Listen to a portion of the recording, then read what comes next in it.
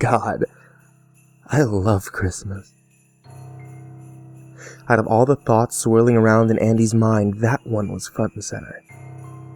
The house before him was perfect. A 2-story European style with tall windows outlined with sparkling Christmas lights. A wraparound porch with 2 antique rocking chairs and a curving driveway with a gleaming blue Lamborghini and a brand new GMC Savannah parked at the end. In the backyard, he could see a swing set with 3 swings and 3 miniature electric play cars, 2 bright pink, 1 dark blue. Such opulence, in and of itself, was enough to fan the flames of greed within him. But the kicker was that the place was secluded, the only house at the end of a long offshoot of a small road, which ran through a small town that was a full 2.5 miles away. The Rocheforts, the family in question, had all left, going out on the town as they did every Thursday night, perhaps this time to celebrate Christmas Eve in style. These asshats are just begging to get robbed, he thought. His frozen lips curled into a smile. It had taken 3 weeks of near constant observation for him to memorize their daily and nightly patterns.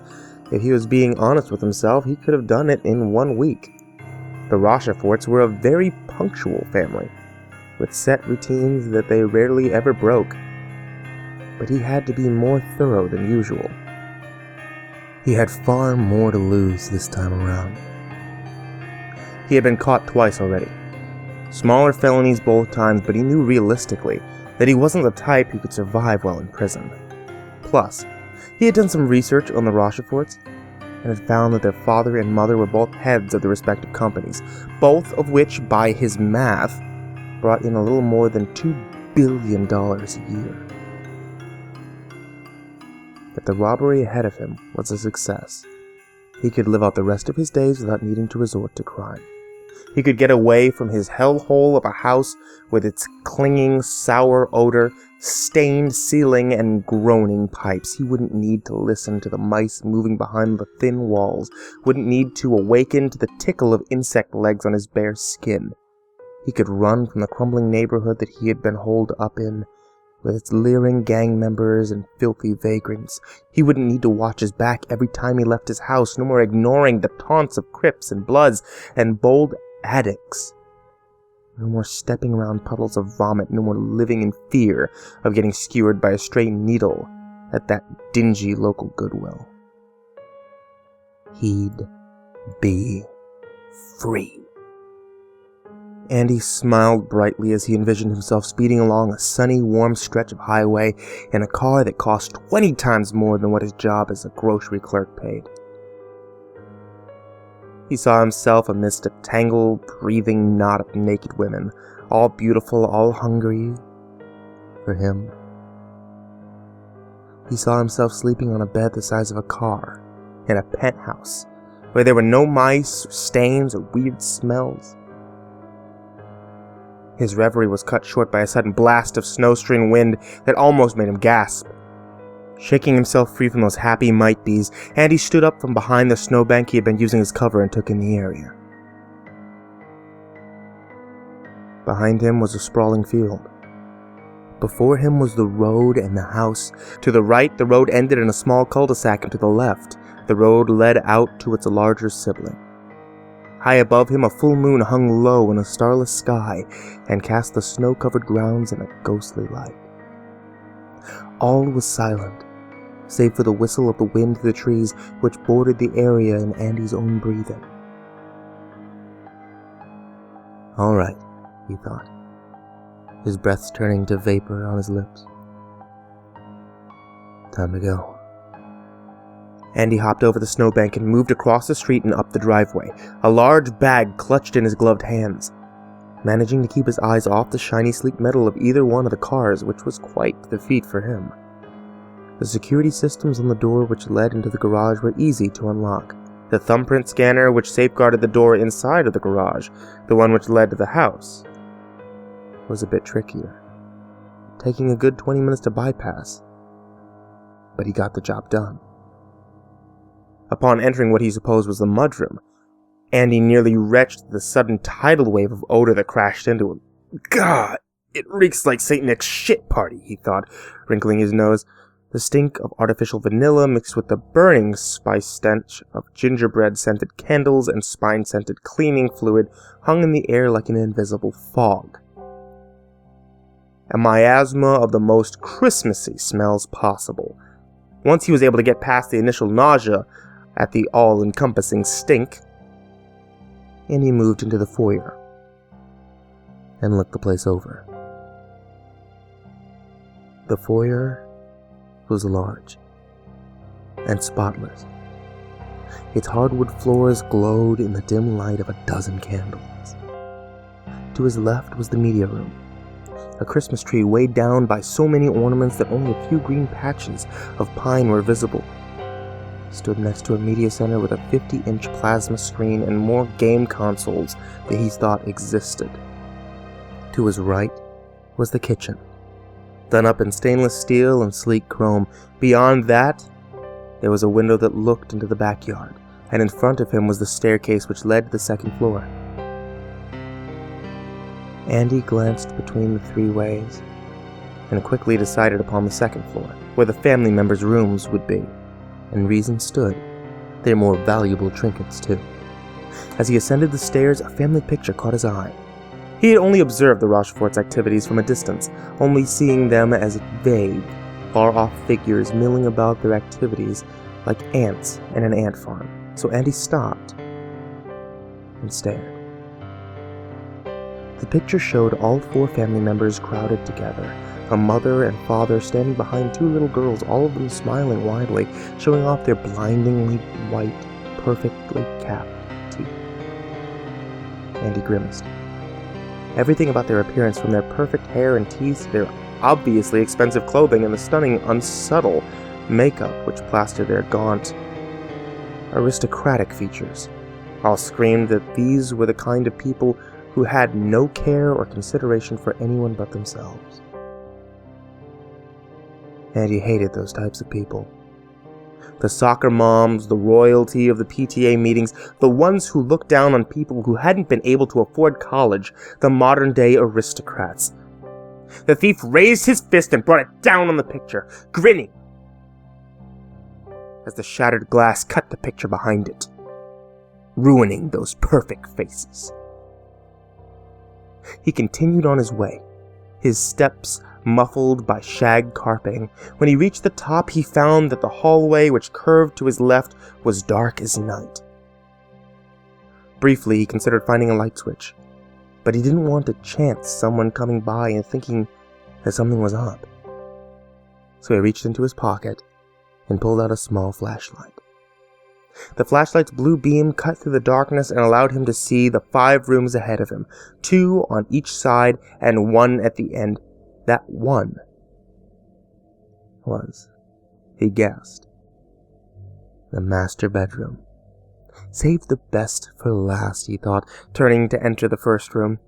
The room belonged to one of the girls. It was spacious enough to have a tiny bathroom that held nothing of interest within. The main room was filled with high-end toys and painted a red-pink color that awakened discomfort in him. The paint, mixed with a lack of light, made him think of the inside of a mouth. With an extra burst of speed that he told himself wasn't due to unease, he cleaned out what he thought would fetch the best price on one of those deep web black market sites, and then moved on to the next room.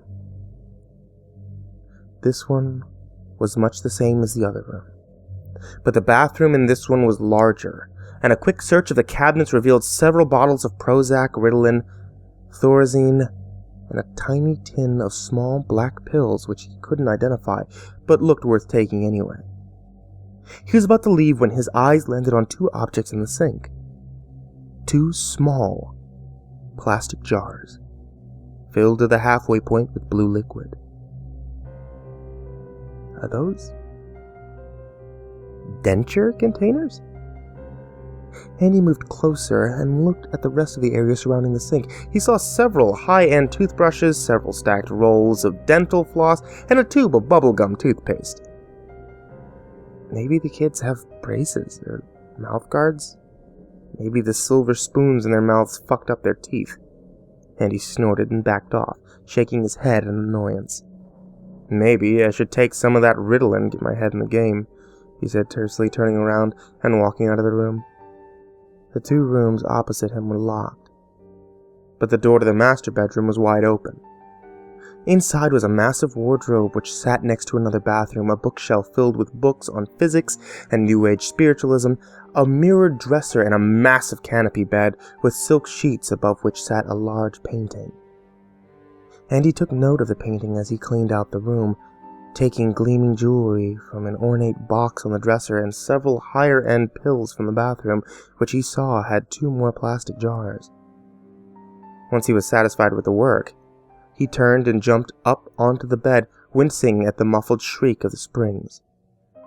The painting was large and set in a gold frame. If he was being honest with himself, Andy had to admit that he had seen that gold frame and remembered the old spy movie trope of the safe behind the painting. He had barely glanced at that painting, and now that he had, he was a bit disturbed. It was a pretty simplistic painting, all things considered, just a dreary-looking field of brown flowers underneath the swollen gray sky, with the shadow of a farmhouse in the distance. But there was something about it.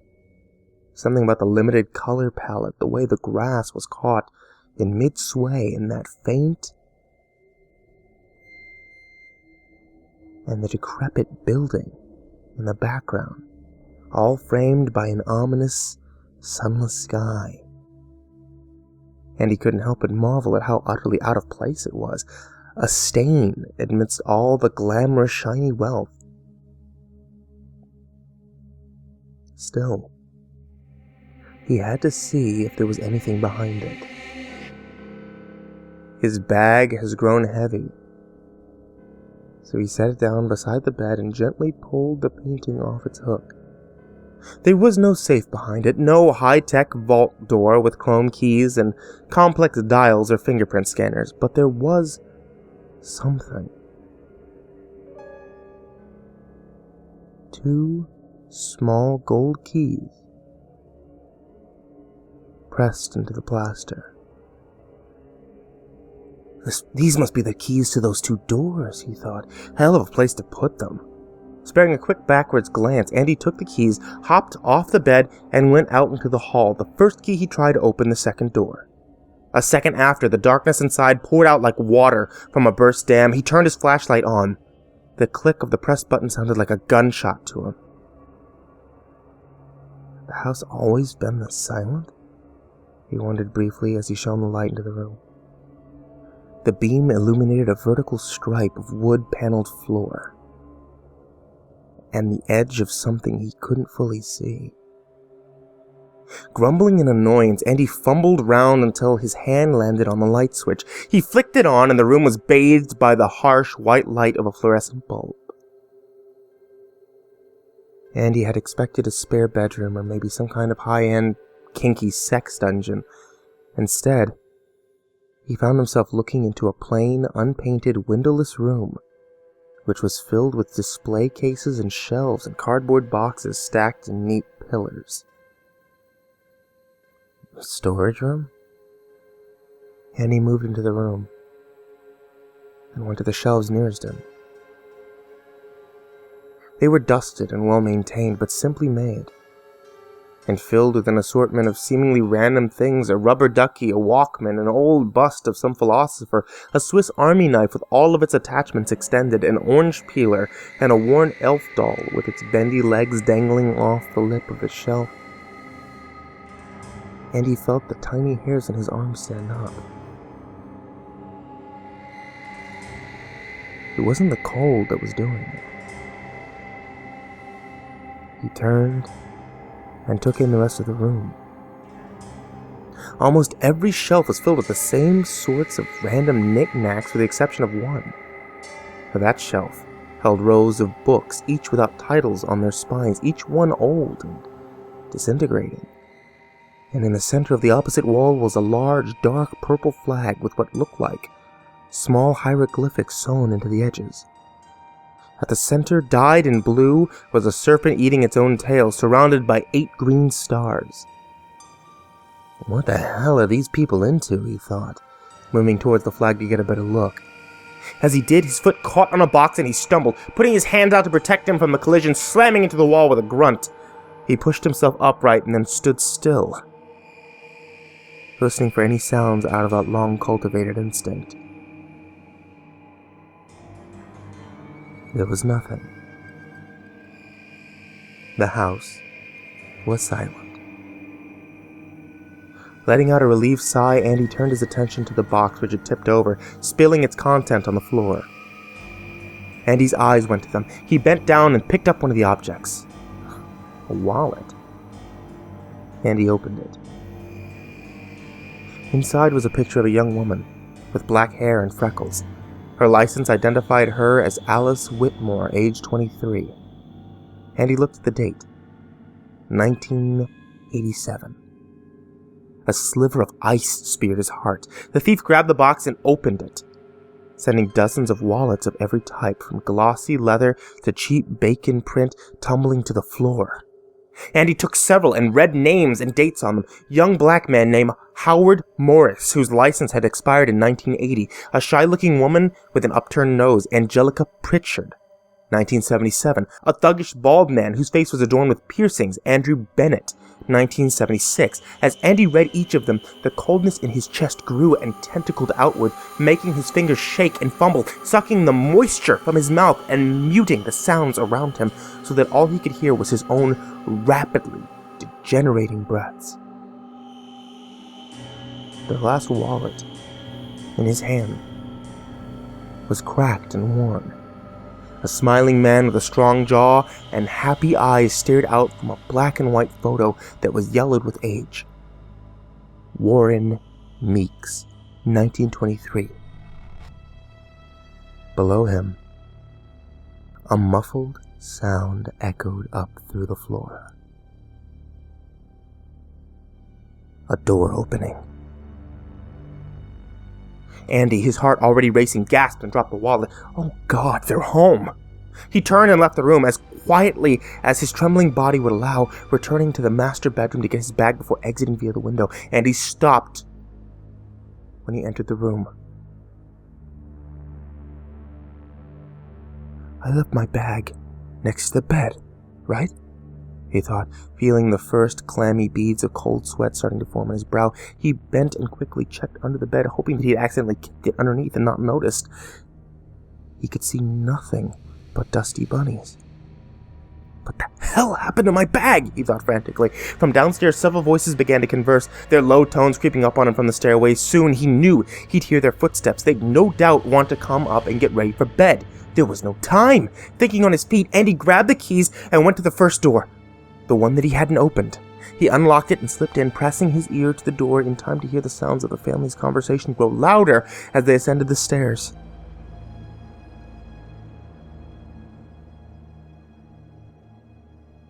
The conversation died down when they reached the top. A door opened. Then another. He could hear them whispering to each other. They knew something was wrong. Andy's stomach clenched. A sudden shout, high and shrill and very angry, tore through the silence. It was followed by the sounds of running feet and low curses. Andy backed away, a fearful whine building in his throat. He had never, in all his life, been so frightened as he was now. A memory came to him, a memory of him playing hide-and-seek with his father out in the woods at dusk. His dad had been a complicated man, an early-age traumatic head injury having burdened him with episodes of forgetfulness. That day, as the sun had started to go down, he had one of those episodes.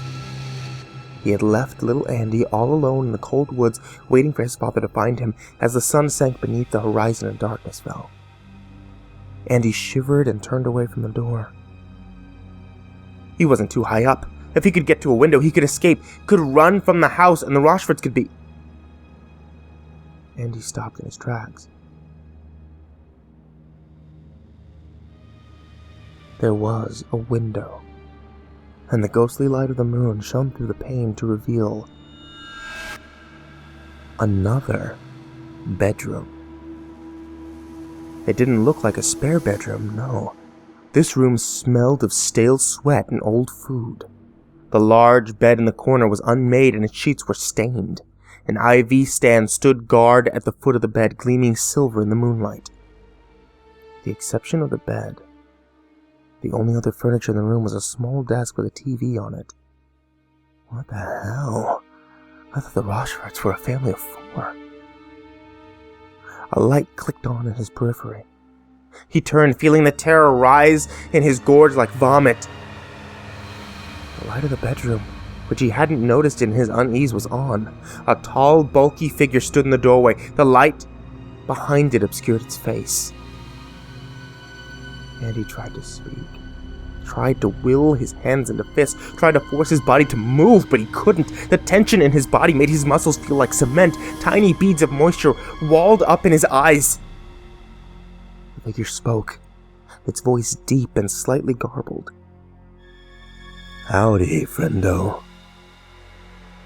Andy's bladder had released as the figure charged at him. A massive shadowed fist rose and fell. And the world went black.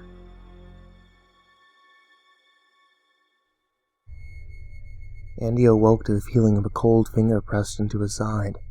He jerked upright, or tried to. His sudden movement was arrested by a painful tightness in his throat, wrists, and ankles. Tied up. Tied up! Oh God, I'm tied up! He took stock of himself. He was naked. The binds around his wrists and ankle chafed at his skin, and the one around his throat gagged him if he moved his head even the slightest inch. Whimpers forced themselves from his clenched teeth as tears leaked from his eyes. "Hey, he's awake, da!" roared a voice next to him, the suddenness drawing forth a frightened scream from Andy. A door opened, and several sets of feet entered the room. A quartet of shadows clustered around him. The overhead light blotted over their bodies.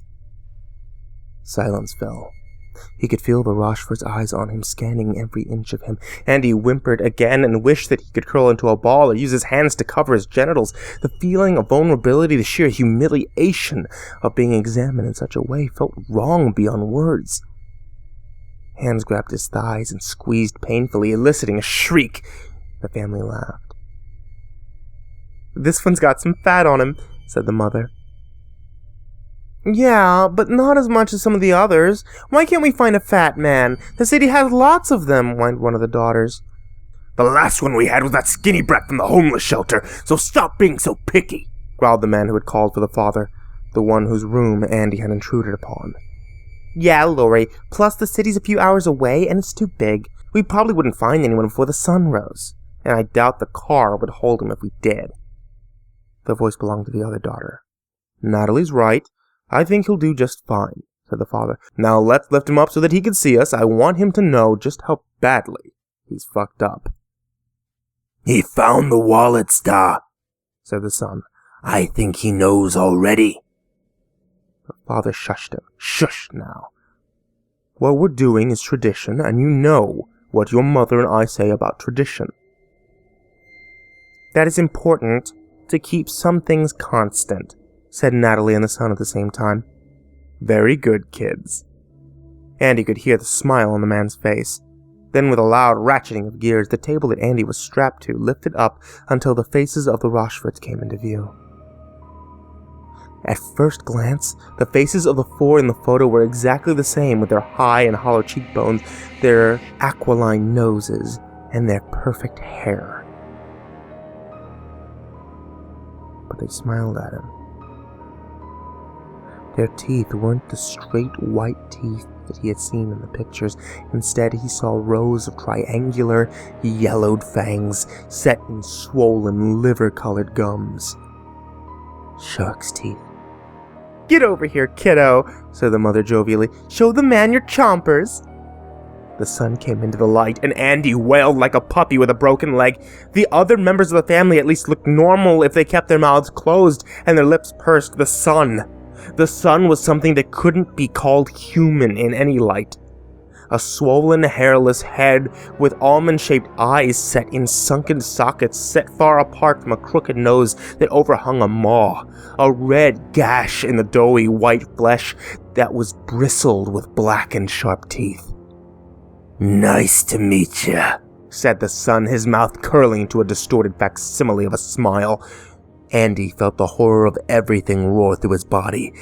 It burned past the muscles and viscera, burrowed through the veins and arteries with lamprey teeth, and plucked at the nerves like guitar strings. His body went limp, his tongue felt thick and dry, and foreign in his mouth he had been rendered mute. The mother gasped, revealing a second set of glistening fangs behind the first one. "Well, goodness gracious me, look at the time! It's 1 on the dot!" The faces of the son and both the daughters broke into wide, excited grins. Their teeth shone like yellow Christmas lights against their pale skin. "Does that mean we get to open our presents?" said Natalie. The mother nodded, smiling. "Of course you can." "Do you want to open the biggest one first?" "Yes, yes!" chorused the children. The mother turned to the father, whose predatory gaze was locked onto his captive, and asked, "You know where the knives are, right?" "Yep." The father's smile widened, and he clapped his hands. "Okay, kids, I'm gonna go upstairs, and when I come back, we can start with the unwrapping." He turned and left, whistling Holly Jolly Christmas through his teeth. The song sounded high and keening, sibilant, and filtered through fangs. Andy whimpered and prayed for the nightmare to end. It didn't.